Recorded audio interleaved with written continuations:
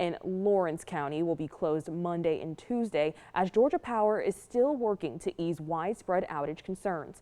EMA Director Bill Laird says they're housing crews from Alabama Power and Mississippi Power to expedite restoration. Dublin Mayor Joshua Kite said in a statement, quote, "Today we turned off water service to laundromats, car washes, and our large industrial users. Please continue to conserve water, essential use only."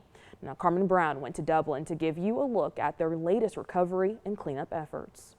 Right behind me is just one of many crews trying to help restore what was lost. Lawrence County EMA Director Bill Laird tells me they're making great progress. As of Saturday afternoon, 60% of county roads are open.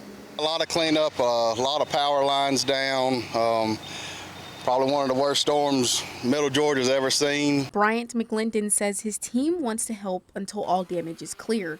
City of Dublin Natural Gas is going around the city cleaning trees and making roads safer. They've really started to make progress. The big holdup was the large number of power poles that we've had that have been broken.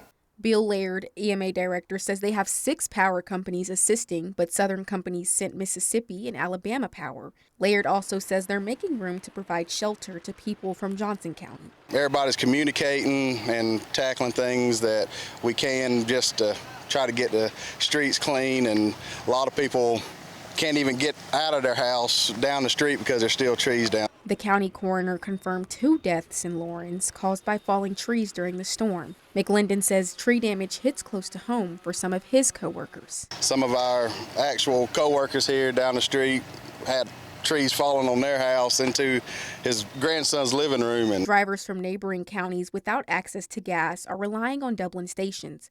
Laird says he's aware of the mile-long lines at the pump, but as the power grid becomes more reliable, more essentials will be available. And as long as supply, can keep up with the demand, that's a good thing. Now Laird says they'll begin damage assessment Sunday, so he wasn't able to give me that number, but he did confirm there are no other reported storm-related injuries.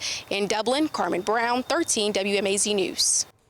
Now, Laird also says they've opened some of their debris staging sites previously used for Hurricanes Amy and Michael. They're going to add more sites to collection centers in Dexter, Rents, and East Dublin. If you live in Lawrence, he says you can take your debris and drop it there.